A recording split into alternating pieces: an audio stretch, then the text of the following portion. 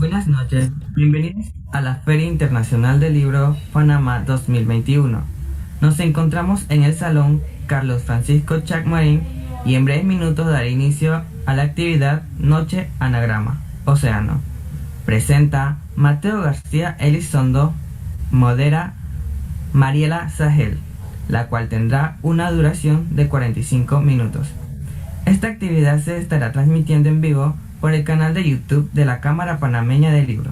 Le recordamos que los mensajes, micrófonos y videos estarán deshabilitados y se activarán por parte del equipo técnico cuando sea necesario. La interacción con los panelistas y moderadores solo se podrá hacer a través del apartado de preguntas y respuestas, la cual se encuentra en la parte inferior de las opciones de la sala. Sin más, cedemos la palabra al moderador de la actividad.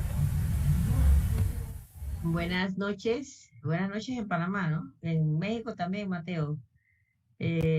Bueno, yo estoy en las madrugadas. Con los panelistas Acá donde estoy solo se son las podrá 3 de hacer la a través mañana, de la aunque no lo crean. Y estoy muy contenta de poder participar, como hago siempre todos los años, desde que casi se estableció la feria. Y ahora, pues, es un honor que me hayan tomado en cuenta y más un honor presentar a Mateo García Elizondo con su novela eh,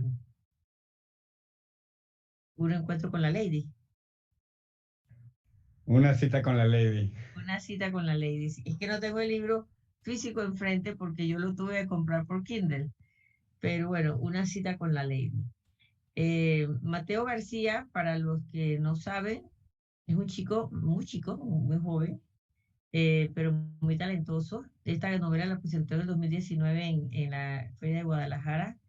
Ganó un premio, el premio Ciudad de Barcelona ese año, ¿no? El 2019, si no me equivoco, y antes de la pandemia. Ahora tenemos Sí, que decir es antes AP, vamos a tener que decir AP y después DP, si es que hay después, ¿no? Y es un libro que si bien es fuerte, porque es fuerte el tema trata el tema de la adicción, de las personas que quieren acabar con su vida, también un poco el problema muy grande que hay en México con el narcotráfico, pero también es un libro que primero da mucha esperanza de que las personas puedan profundizar en todas esas, eh, digamos, inquietudes o desasosiegos que tienen, de una manera que no los lleve a un suicidio, sino que van buscando la manera como de prolongar esa decisión, ¿no? Siempre están buscando, eh, tienen, hay algo que los llama todavía a la vida. Pero bueno, yo quiero empezar preguntándole a Mateo, porque en la breve conversación que tuvimos por teléfono esta semana, me dijiste que el pueblo que tú llamas Fago- Zapotlán.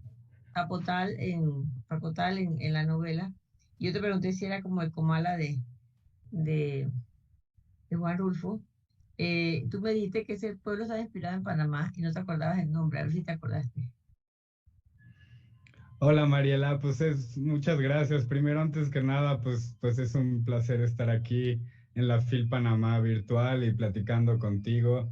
Y me da mucho gusto poder presentar la novela allá en Panamá tanto como se puede y en Turquía también. Aquí sí es, de- es tarde, aquí ya son las 8 de la noche. Imagino que en Turquía han de ser las 2 de la mañana, así te No, tocó son las una. 3, son las 3. Las tres. No, bueno, pues gracias por madrugar para esto. Bueno, es que Y no me ha es, costado, no he madrugado, no es que no me ha costado.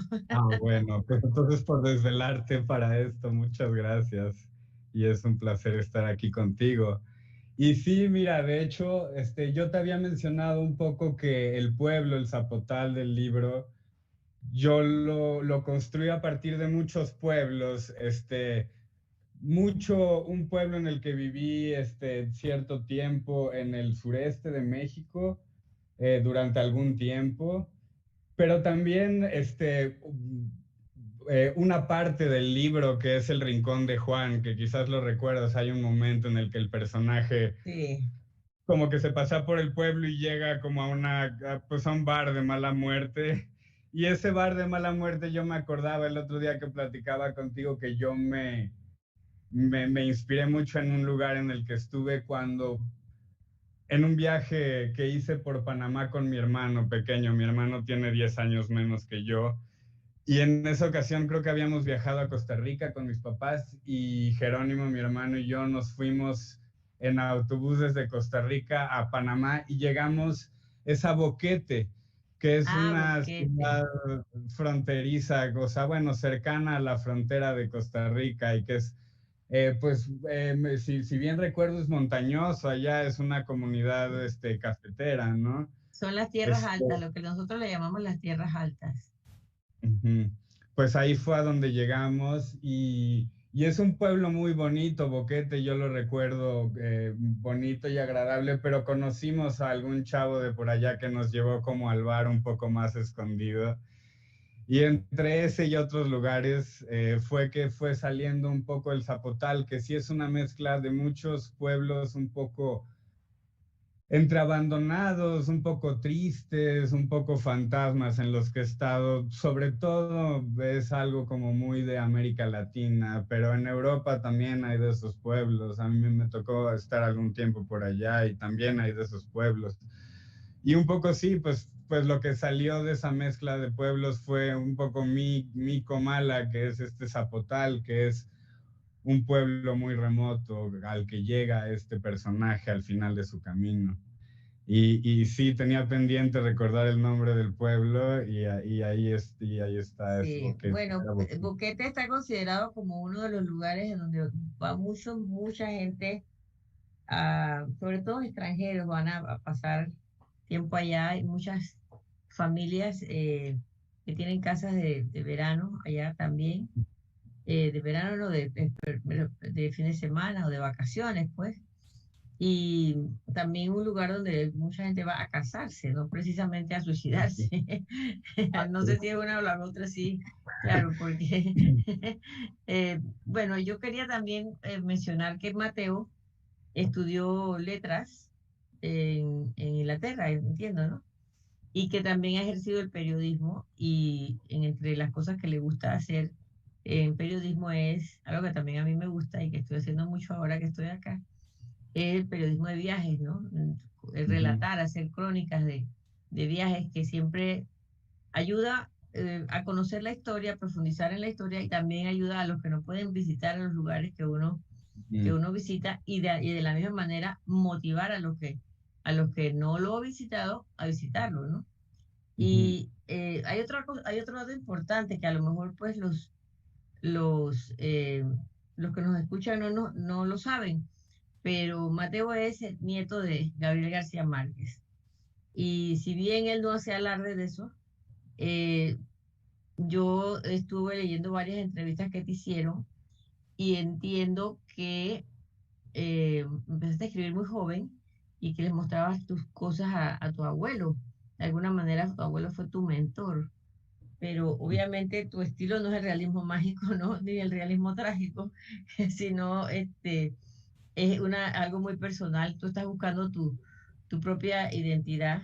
Y algo que me llamó la atención en una de las entrevistas que te hicieron es que ahora entendías mejor a tu abuelo ahora muerto por todo lo que leías de él y cuando estuvo vivo. A lo mejor porque no sé hace cuánto tiempo murió, no me acuerdo, el 2016, ¿no? Hace 5 años, sí. 2014, 2014, imagínate. 2014, sí, ya es Sí, un poco bueno, más, 7 años. sí. Ujú. Y, y bueno, cuéntanos tu relación con tu abuelo, que estoy segura que a mucha gente le va a interesar. Mejor dicho, a todo el mundo que nos está viendo le va a interesar. Pues sí, es una pregunta que surge seguido. Sí, es cierto que yo no hablo tanto de eso, tiendo más como a concentrarme en la novela, pero sí pues es algo que entiendo que le pueda parecer interesante a la gente. Y un poco lo que contesto un poco cuando me hacen esa pregunta es que yo en realidad, pues mi relación con mi abuelo la tuve fue muy cercana cuando yo era muy chico. Entonces, pues yo lo conocí como niño y a él como un adulto, pues eh, pues ya mayor, pero que de cierta manera siempre guardaba como un lado juguetón y un lado pues exuberante y divertido y platicador. Pero no lo conocí tanto como escritor, no sé si por eso digo un poco que ahora lo aprendo más de él, porque de cierta manera yo cuando yo habría podido aprender de él, yo todavía estaba muy joven o no quería ser todavía escritor o no lo hacía todavía seriamente o no. O entonces en ese momento estaba en una época rebelde y no iba a escuchar como los consejos de un maestro, no sé, estaba como que en la época en la que yo pude haber aprendido de Gabo, pues yo era un poco más inmaduro y supongo que le aprendí cosas de verlo y de escucharlo, pero no tanto en la infancia, digamos, y cuando yo ya era un poco mayor, pues yo me fui a Europa varios años, estuve viviendo allá, estudié allá, y como que cuando ya tenía un poco más de formación y ya yo habría podido tener conversaciones un poco más maduras con Gabo sobre eso, pues ya Gabo, pues se le iba un poco más la mente en sus últimos años. Él era el que ya era más como un niño en ese momento y entonces era difícil ya para él pues hablar de técnica literaria y hablar de proyectos y leer algo y hacerme comentarios, pues nunca, ya realmente ni siquiera lo intentaba tanto en ese momento porque pues sabía pues que no iba por ahí la cosa en ese momento con Gabo. Entonces, pues yo, en ese sentido, pues me da la impresión que sí aprendí cosas, un poco de verlo trabajar y de escucharlo hablar de su oficio y de recomendaciones de libros que me hacía y de convivir con él. Pero no tanto, nunca tallereé con él, me habría encantado, pero nunca tallereé una historia con él, ni platiqué como de ese tipo de cosas. Para mí, Gabo sí siempre ha sido más pues mi abuelo. Y ahora que lo leo y que leo libros sobre escritura, sobre talleres que daba de escritura y que leo sus historias, pues aprendo mucho más de él, pero de cierta manera son lecciones que todos los lectores pueden aprender de él, es observar narrativa y maravillarse un poco con ella. Y sí, lo que yo hago, pues tiene una relación de cierta manera. A mí también me interesa como de cierta manera lo sobrenatural pues lo fantástico de cierta manera, pero pues sí es cierto que pues yo tengo mis temas, no creo que Gabo se habría puesto a hablar de lo mismo ni de las mismas maneras, pero pues tengo un diálogo abierto con él como lo tengo con pues muchos escritores. Y también tienes otro abuelo escritor, ¿no? Tu abuelo materno también es escritor. Correcto, sí, mi otro abuelo también es escritor, Salvador Elizondo. Con él un poco más pues llegué a tener un poco más de pláticas de literatura, digo, seguramente también muy inmaduras, pero pues él, pues como que en ese sentido, pues eso, la mente le duró un poco más de tiempo, era un poco más joven, Salvador, creo.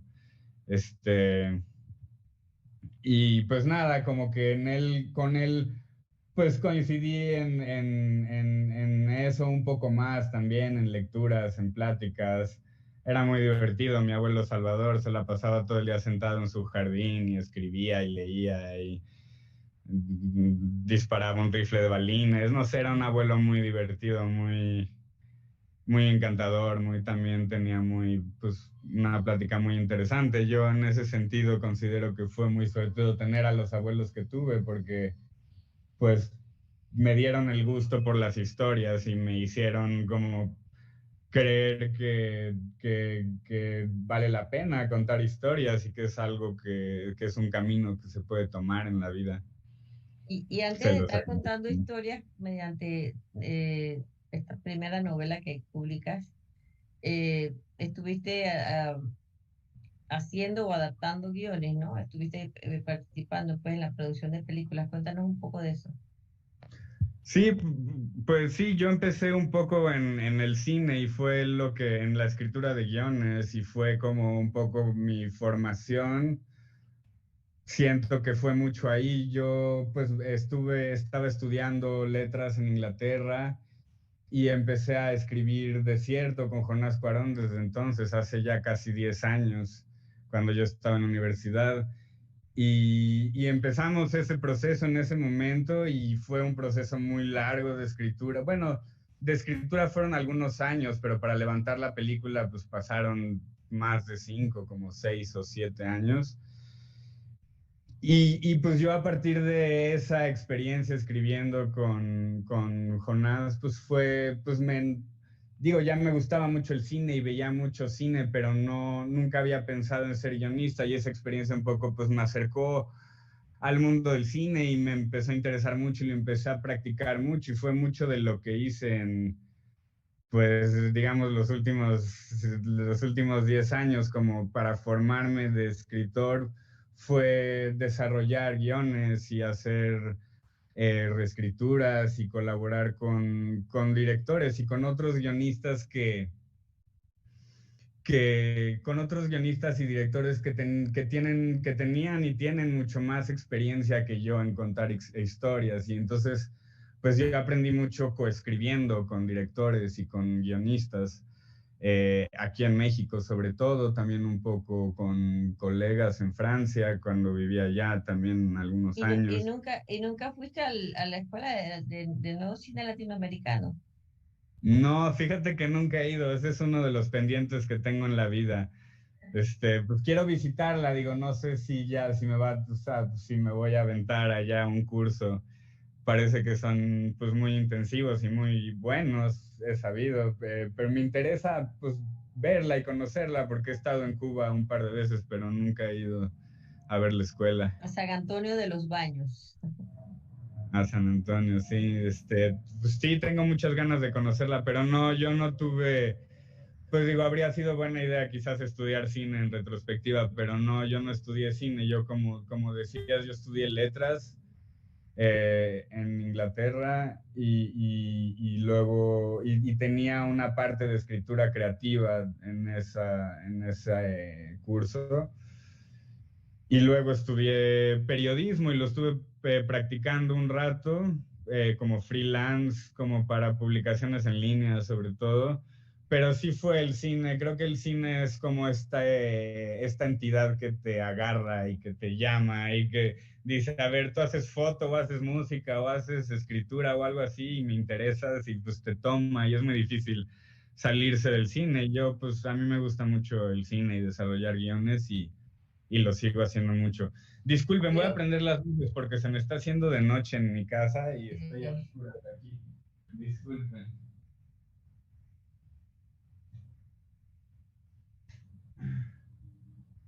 Así, aunque sea. Perdón. Perdón, la interrumpí. pero el cine, a Gabo también le gustaba mucho el cine. Bueno, de hecho, creó la escuela de nuevo, de nuevo cine Ujú, y de ahí han salido muchos guionistas, inclusive conozco muchos panameños, como te mencioné, ujú, un sobrino mío que tomó cursos allí, conozco también mucha gente que ha ido, que ha estado allí en cursos. Ahora, él también era muy aficionado al cine, así que me imagino ujú. que tú viviste rodeado de indirectamente de influencias, de esas influencias, ¿no? Del cine. Tu papá también creo que es algo que tiene que ver, o Mi, mi tío es mi tío Rodrigo. Yo soy hijo de ok. Gonzalo, que es el pintor, ilustrador, diseñador de la Tu familia. papá es el ilustrador y tu Ajá. tío es el Rodrigo. Pero hay Mi una cosa que tío. siempre dijo Gabo, que él no cedía mucho los derechos de cine porque tenía, bueno, también por un poco de recelo y celo para que le hicieran una buena adaptación, ¿no? Pero ya han Ujú. hecho algunas adaptaciones de sus películas. ¿Cuáles tú crees que han sido las mejores? Pues mira, yo no he visto tantas. Recuerdo la del amor en los tiempos del cólera, que si no mal recuerdo salía Javier Bardem en esa película. Ujú.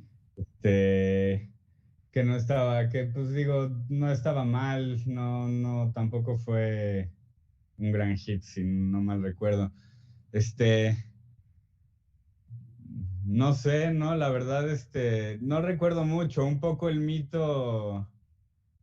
El mito es que no, pues no, Gabo no estaba muy contento con las adaptaciones que se hacían al cine de su obra y justamente, por ejemplo, Cien años de soledad siempre se había resistido mucho a que la adaptaran porque pues sí hay algo de la imaginación del lector que construye el Aureliano o al Melquiades y que se rompe un poco cuando ya lo ves en pantalla, ¿no? Él hablaba mucho de eso. Ahora ya va a haber una adaptación de 100 años. Eh, yo creo que ya las tecnologías han cambiado y quizás se pueden hacer cosas distintas, entonces veremos qué tal sale eso. Yo estoy emocionado de ver qué hacen ahí en Netflix. ¿Y tú qué relación con Colombia tienes, ya que estuviste cuando colocaron las cenizas allá en Cartagena, leíste un párrafo de Vivir para contarla, ¿no? Sí, pues digo, yo mi relación sobre todo con Colombia es que mis abuelos eran dos colombianos. Pues mi papá ya nació aquí y yo ya nací acá, entonces nosotros pues somos más mexicanos, pero pues sí yo crecí como muy pues cerca de esa colombianidad y pues no sé, se escuchaba mucho vallenato en mi casa, a mí me encanta el vallenato. Este, hemos ido en familia, íbamos antes de que murieran mis abuelos, pues íbamos no no con frecuencia, pero pues íbamos a veces a Cartagena. Y pues sí, me gusta mucho a mí yo lo que conozco sobre todo de Colombia es la costa y me gusta mucho, ahí es muy sabrosa, como habrían dicho ellos mismos. Este, y no sé, y eso, supongo que, pues nada, los vallenatos, y pues ya cuando estoy allá, pues la comida, las arepas, el agua de corozo, digo, todas esas cosas, sí hay como las conozco y son entrañables para mí de infancia, pero no, yo soy más mexicano, yo nací, crecí aquí y no podría ir por la vida pretendiendo que soy colombiano, porque sí, no tengo esa cultura, digo, la conozco, la he escuchado, la he estado allá, pero sí no, me siento, digamos, más cercano de la cultura mexicana en ese sentido. Y en relación al tema del libro, de Una cita con la Lady, bueno, la Lady es, como conversamos, es la heroína, es la muerte o es cualquiera con la que tú vayas a tener una cita, ¿no? O Ujú. sea, ¿por qué decidiste tomar ese tema? ¿Qué querías estudiar? ¿A dónde querías llegar? Pues no sé, todo se conjugó muy bien como para, o sea, eso. Yo creo que sí, mucho con lo que dices, un poco en lo que se basó esa novela es en ese doble sentido, en el que la Lady, en lo que yo empecé a llamar la Lady, como que este personaje pues era un adicto a la heroína y se refería a la heroína como la Lady, entonces empezó a ser como este personaje femenino muy pues un poco como pues divino, místico, misterioso, no sé, algo que este personaje buscaba y al mismo tiempo este personaje estaba buscando la muerte, que la muerte pues en México y en muchas culturas se le personifica como pues una señora, ¿no? Muy flaca, muy vieja, muy blanca, no sé. ¿Eh? Este, entonces ahí había como un doble sentido en el que la Lady sí como que abarcaba pues todo un campo semántico de cosas que estaban muy ligadas a lo que deseaba este personaje. Creo que eso era lo que era muy importante. Al fin y al cabo, la novela se puede ver como la novela de un enamorado que está buscando a su amada. Durante toda la historia lo que está haciendo es buscando a su amada y esa amada toma muchas formas. A veces es la heroína, a veces lo que está buscando este personaje es la muerte, a veces está pensando en su novia que murió, eso se Murió. menciona en las ¿En primeras su líneas, perro? o en su perro, digo, esa ya no Sí. es la Lady, es como otra parte, pero sí, pero va por ahí también, no sé, un poco como, es como esta figura, creo que la historia funcionaba mucho alrededor de ese doble sentido y de la figura femenina como, pues ancestral, ¿no? Lo que en México también es la Virgen María o la Madre Tierra o la diosa Kali en India, etcétera. Hay como muchas formas de esa figura femenina arquetípica y pues iba un poco por ahí ese Allá en desarrollo. México una Catrina es la muerte. Una Catrina es la muerte. Está esa, por ejemplo, esa imagen.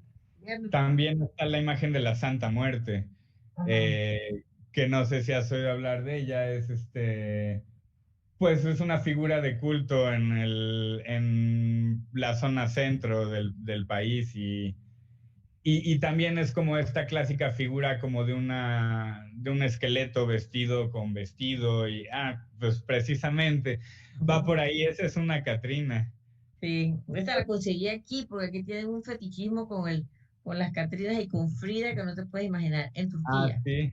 Sí. También había oído que las telenovelas mexicanas se ven mucho en Turquía, ¿eso es cierto? Bueno, yo no sé porque en América Latina las telenovelas turcas se ven mucho. También.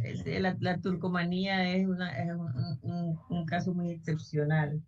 Estoy estudiando para tratar de traer estudiantes de cine acá y también profesionales que puedan eh, aprender, porque aquí lo que hacen es la filmografía aquí es muy interesante, ¿no? Porque me explicaba a mí Alberto Herrera Tizca, no sé si lo conoces, él es un venezolano que vive en México, que es guionista de telenovelas, y es un buen escritor.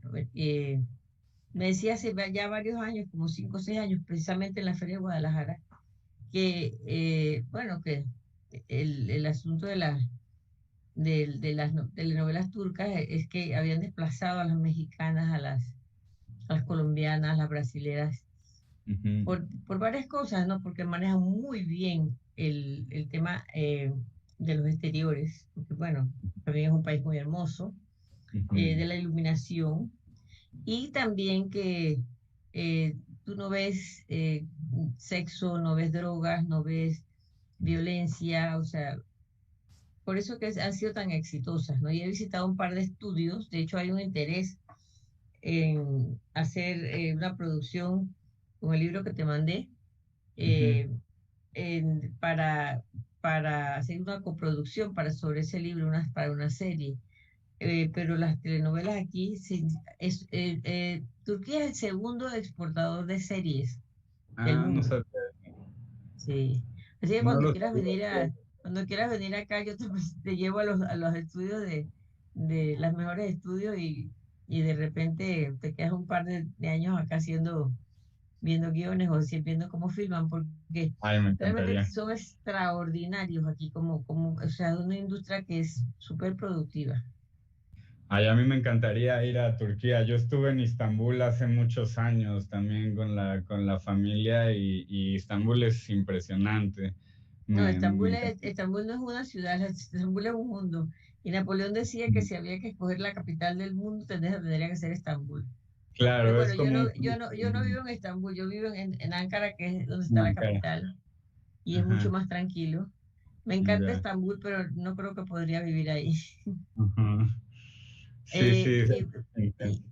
y- y volviendo al tema de la Lady, Ujú. eh, es fuerte definitivamente, pero te agarras desde el principio. Es una novela corta, realmente, porque no es muy extensa, pero eh, hay que concentrarse mucho, vamos a ponerlo así, hay que concentrarse mucho para entender toda la mecánica y ver todos estos personajes que entran y salen, que entran en la vida de este señor y entran y salen y realmente como él llega a un lugar y entonces se le acerca una mujer y se le trepa encima y cosas por el estilo, o sea, pero es muy, muy interesante porque bueno, como te digo, te decía al principio, ¿no? Pues refleja una búsqueda de algo que a lo mejor mucha gente no sabe que lo está buscando. Ujú. Y te quiero preguntar también si ya tienes algún otro proyecto literario. Pues sí, hay cosas ahí en el horno. En general, prefiero no hablar mucho de ellos porque pues no sé, uno luego dice demasiado. No, yo no te Este, estoy pidiendo que me digas lo que estás escribiendo, pero si me dices que sí, o no, que te vas a dedicar a hacer cine. Bueno, eso es lo que quisiera saber, ¿no? Si Ya, ya. esperaremos otro libro pronto, otro libro tuyo pronto. Sí, sí, pues eso espero. Yo sí, yo estoy trabajando ahorita una novela porque tengo ahorita una beca del Estado mexicano, del Fondo de Cultura, digo, Económica. no, no, no, del FONCA, que es sí, sí, el Fondo de la Cultura y de la Cultura y las Artes, más bien, que no es lo mismo que la editorial. Pero, pero sí, tengo una beca ahorita este año para desarrollar una novela y pues la estoy desarrollando. Está resultando ser un trabajo muy distinto que el de la Lady, como que la Lady, no sé, fluía de otra manera y fue como... Era una historia un poco más lineal, me parece. Esta tiene muchos personajes y muchas voces, entonces se vuelve un poco más complicada, pero pues justo estoy en eso ahorita y me estoy divirtiendo bastante. Digo, es complicado, pero me estoy divirtiendo mucho. Ahorita de cine no tengo proyectos en este momento, pero tengo proyectos que he estado desarrollando los últimos años con colegas y compañeros y que están pues dando vueltas, series y largometrajes y tengo una idea para un cortometraje de terror que quisiera escribir sobre sectas. Ah, sí. Pero Pero sí te gusta entonces te gusta ese género así de, ¿cómo le dice, cómo le decías? Bueno, no creo que en una entrevista hablaba de una especie de movimiento, ¿no? Que es así como de medio telúrico, ¿no? no sé, sí, pues me gusta mucho el terror y la ciencia ficción. No sé, sí, me gustan mucho esos géneros, me gusta trabajar en ellos y me gusta también la gente que hace cosas distintas con ellos hoy en día, como, pues no sé, digo, Mariana Enríquez es una que está haciendo cosas muy padres como con el terror. Eh, Luego, pues hay toda una serie de japoneses, pero esa ya es una conversación más larga, quizás. Y dime, bueno, volviendo a la Lady y al Zapotal, eh, como te dije, y creo que también mucha gente te lo habrá dicho, que uno como empieza el libro es como si empezaras a leer Pedro Páramo, ¿no? Eh, Tiene esa idea de cómo te adentras en la historia. Y Mm. también leí que cuando tu abuelo leyó a Rulfo la primera vez, no paró de leerlo hasta que terminó el libro, ¿no? Y fue una gran influencia para él. ¿Tú crees que Ujú. Rulfo fue para ti, ha sido para ti también una influencia?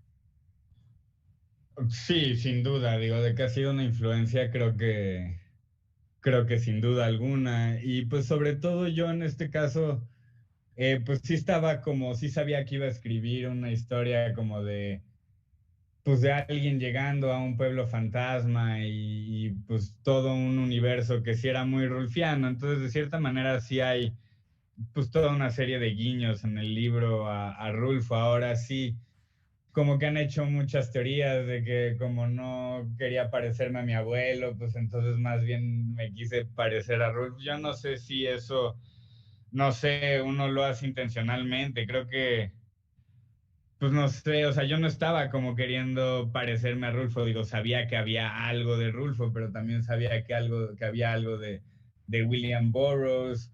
A mí un libro que me inspiró muchísimo para este libro fue La lechuza ciega de Sadiq Hedayat, que no sé si lo conoces, él es un escritor iraní, me parece. Yo No lo solo he conozco, leído, pero lo he escuchado. sí, yo solo he leído La lechuza ciega, pero pues fue un libro que me movió muchas cosas y que me inspiró mucho para o sea, y bueno, y luego yo siempre menciono al Santo Bebedor de Joseph Roth, Exacto. y las memorias del subsuelo de Dostoyevsky, tiene como, Ujú. pues sí, o sea, sí pensaba yo como, y bueno, y como ciertas cosas también de japoneses, veía mucho cine de terror japonés cuando escribía esta novela, Entonces, pero, perdón.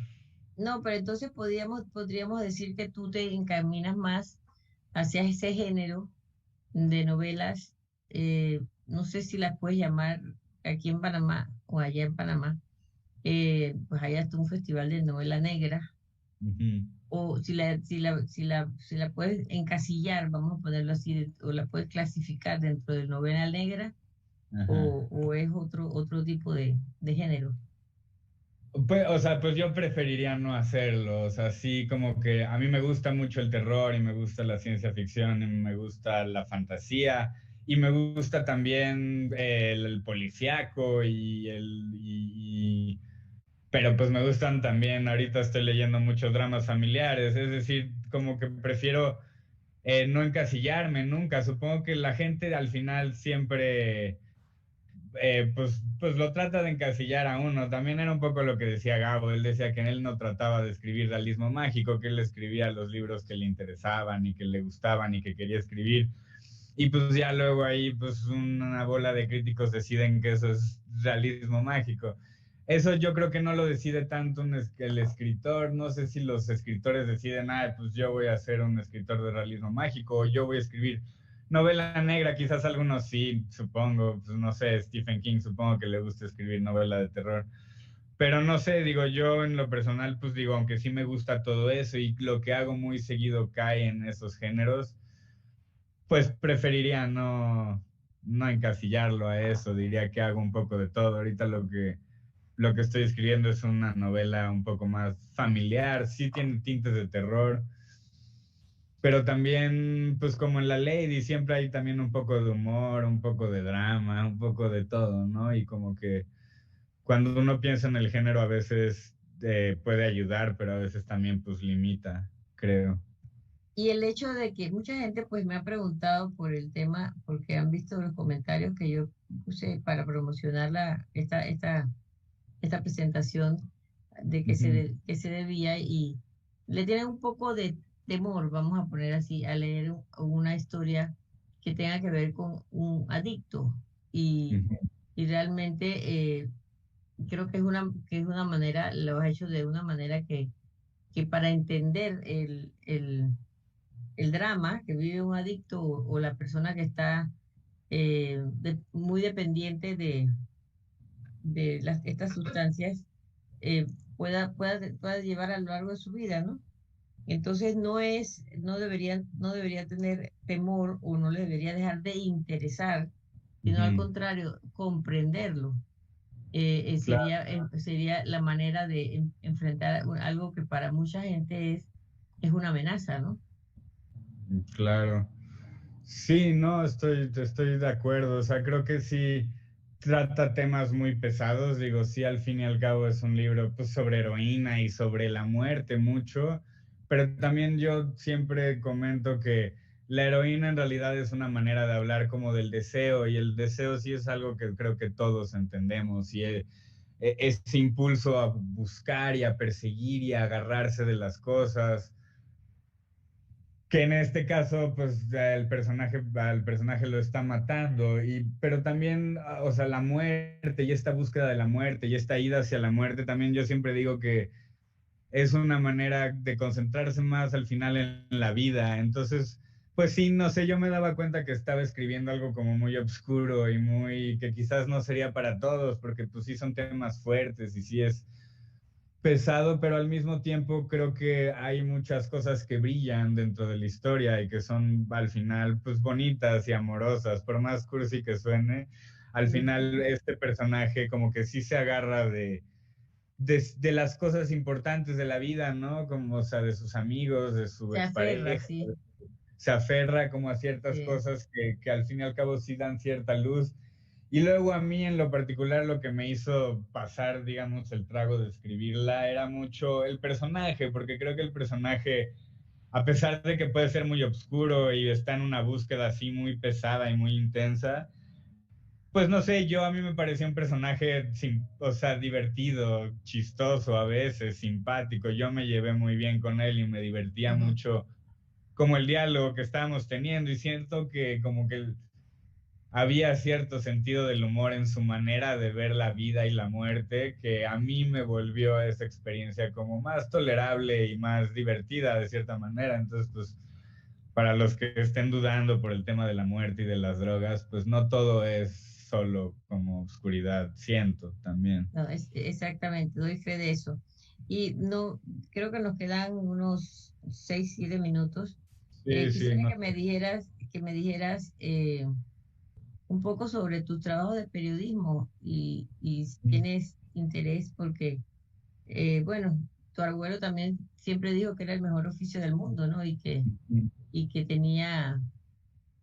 que tenía, las obras de él de periodística son fabulosas. Yo creo que yo Claro. tengo la consideración, digo, perdón, la colección de todos los libros de tu abuelo.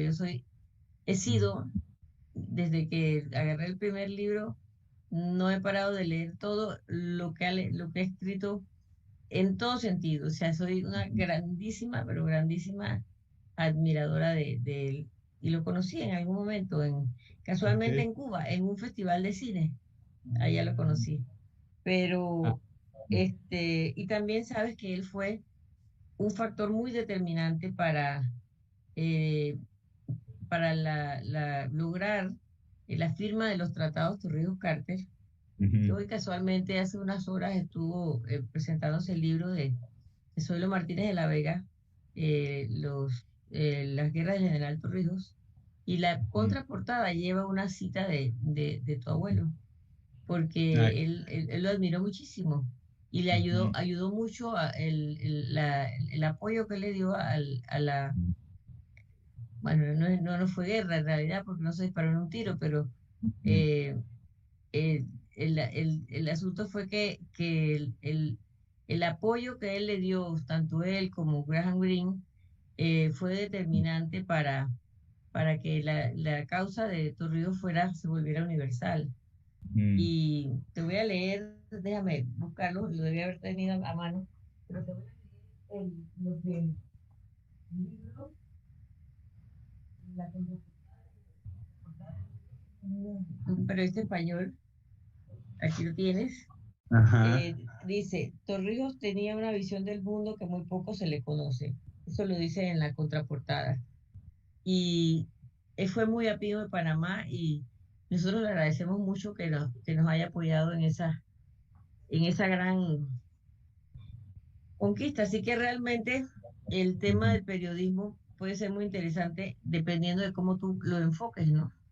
Claro, claro, no, sí, sin duda, pues sin duda para Gabo fue muy fuerte, ¿no? El periodismo, él sí se formó ahí y él sí era, pues lo que yo llamo un periodista de verdad. Yo no sé si yo diría que yo soy un periodista de verdad, no sé, yo respeto mucho a los periodistas sobre, o sea, aquí, por ejemplo, en México, pues es de los trabajos más peligrosos del mundo, yo creo, Sí.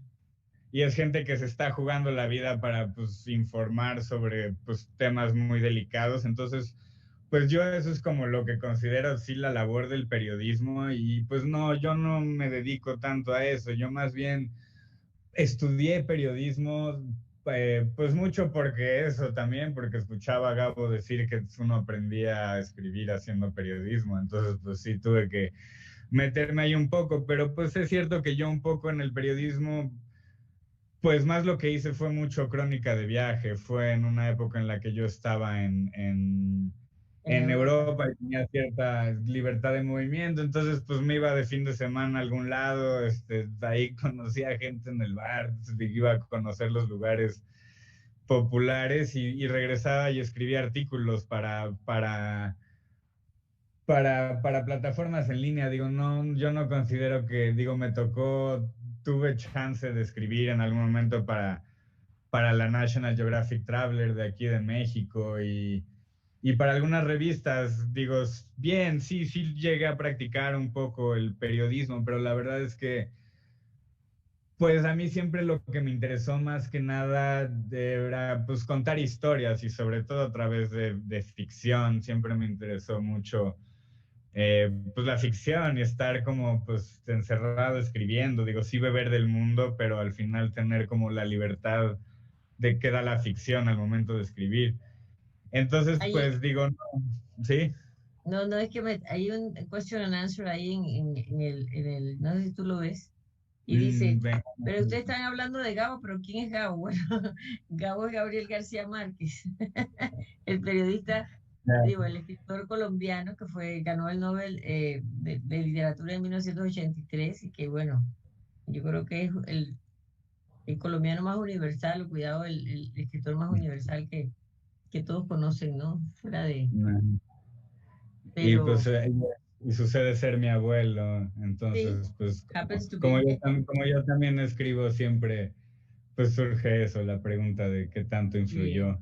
Y supongo que sí. sí, sí influyó. Bueno, yo creo que uno en la vida, pues, en el caso mío, por ejemplo, que yo soy arquitecta de profesión, imagínate, pero en mi casa mi mamá siempre, eh, bueno, en mi casa siempre hubo libros y mi mamá era profesora de historia y geografía y eso también a mí me ha marcado mucho para siempre estar hurgando en la historia y aprendiendo mucho más y viajando y visitando lugares donde ha habido acontecimientos. Así que siempre el entorno donde tú creces te influye en las decisiones que tú tomas. Y ya antes de que nos vuelvan a decir que nos tenemos que ir o que nos Ujú. echen, te quiero preguntar, la próxima novela también la publicarás en Anagrama, porque esta es la gala de Anagrama, esta noche de Anagrama. Y Anagrama es un una gran editorial y tiene un sello muy fuerte, con mucho prestigio. Y no es fácil entrar en Anagrama. Y yo me imagino que para ti es un honor estar en Anagrama. Sí, por supuesto que lo es. Y por supuesto que pues en cuanto haya otra novela, pues irá directamente para allá, a las manos y a los ojos de mi editora Silvia CTC, que pues ha sido, sí, pues ha sido un honor tanto trabajar con ella y con el equipo editorial de ahí de Anagrama y pues también que aparezca la novela bajo ese sello, pues ha ayudado mucho a que, pues eso, a hacer este tipo de eventos y a que le llegue como a más lectores. Entonces, pues yo eso, pues sí, es un honor y agradezco muchísimo. Y sin duda la próxima irá para allá también, Ah, espero. bueno, yo creo que ya deberíamos irnos. No sé si Creo tenemos que sí. más tiempo. Sí, porque ya no me han vuelto a decir más nada, pero yo creo que Mm. eh, todavía creo que tenemos 5 minutos más. Bueno, ¿y cuándo vas a regresar a Panamá? Ay, A no Boquete, sé, me a buscar a encantaría. Boquete, que ya no es un pueblo fantasma. No, ¿verdad? No, bueno, también estuvimos en la ciudad de Panamá, que desde luego no es un pueblo fantasma y que tiene todo otro tipo de ambiente y nos la pasamos muy bien. No sé, a mí me encanta mucho, o sea, a mí me encanta Centroamérica y tengo muchas ganas de conocer más la selva, toda la selva. Yo en general paso por Panamá cuando voy de camino a Colombia, porque como en general íbamos a la costa. Pues hay un vuelo ahí que hace escala en Panamá para ir a Cartagena, entonces Bueno, pues es que siempre nos paramos. todos los vuelos hacen escala en Panamá. Yo sé. Inclusive hasta Turkish Airlines tiene vuelo directo 5 veces a la semana a Sí, pues Panamá. Directo, imagínate. Claro que son 13 horas ahí, ¿no? Pero la mejor sí, atención. sí es un lugar muy, pues con mucho movimiento y concurrido, eso se ve estando allá y interesante, me pareció un lugar muy interesante. Entonces, sin duda Bueno, quiero volver por allá, ojalá se dé la oportunidad pronto. Y a Turquía también quisiera ir a todos bueno, acá lados. mientras yo esté aquí, te organizo lo que quieras para que veas los estudios y también para que te relaciones acá con la industria que es fuertísima, es impresionante. Y también la producción de guiones ellos prácticamente es ¿cómo te digo? Como una maquila, ¿no? Cómo Ya. hacen el proceso de guión, de la historia del guión, de esto, del otro, y cómo filman y cómo, o sea, es una industria muy fuerte. Pero bueno, eso no es el tema de que estamos hablando. Qué interesante, pero no, pero pues me encantaría ir por allá pues nada, y conocernos en persona. Ha sido un placer pues platicar la Lady contigo, Mariela. Muchas gracias por leerlo y por la conversación. Ha estado muy interesante. Sí, y es bueno haces lo que haces bien en darte a conocer por ti mismo y bueno, cuando descubrimos, porque yo cuando hablé contigo yo no tenía idea de que eras el nieto del Gabo, por eso te pregunté después, ¿te molesta que lo mencione? Porque yo sé que estás labrando tu propio nombre sin la sombra de tu abuelo, pero tu Ujú. abuelo, esa sombra es muy buena, o sea, no es una mala sombra que te persigue, al Claro, contrario. Y me claro. alegro que estés descubriéndolo ahora mediante sus libros, porque nosotros que lo hemos descubierto en sus libros, lo hemos amado por sus libros también. Y seguramente tú con él tuviste muchas conversaciones y pasaste ratos inolvidables y lo recuerdas con mucho cariño. Y, y de alguna manera siempre vas a tener esa influencia de él y también de tu Ujú. otro abuelo, ¿no? Sí, totalmente. Tengo abuelos para un rato, como me decían mis primos. Todavía los puedo conocer un buen rato porque pues tengo la suerte de que dejaron muchas cosas escritas. Sí. Bueno, ya nos dicen que estamos para cerrar en cualquier momento, así que antes de que nos cierren y quedemos hablando, muchas gracias, Mateo. Realmente para mí Muchas ha gracias. sido un honor conversar contigo en la feria. No ha sido ningún sacrificio no acostarme para poder presentarte, ni ningún sacrificio el haber leído tu libro. Y te repito, es un honor y te agradezco a la editorial y también a ti. No, pues el honor es mío. Muchas gracias a ti, Mariela, por leer y muchas gracias a la FIL Panamá por invitarme. Ha sido un placer y saludos a todos. Ojalá la Aquí, lean aquí, y les aquí guste. hay unas preguntitas que voy a contestar. Me está preguntando cómo se llama el nieto. Digo, Mateo García. Entonces dice, ¿el nombre de algún libro de él? Hola. Una cita con la Lady. Esas son las preguntas. Tengo varias preguntas aquí en el chat. Pero bueno, muchas gracias. Yo me voy a dormir y, Descansa, Mariela. Muchas y gracias. y nos vemos pronto. Un Y abrazo. gracias a todos. Un abrazo. De esta forma combina la actividad Noche de Anagrama Océano, la cual esperamos haya sido de su agrado. Ya saben que pueden descargar el programa cultural y no faltar a las actividades restantes.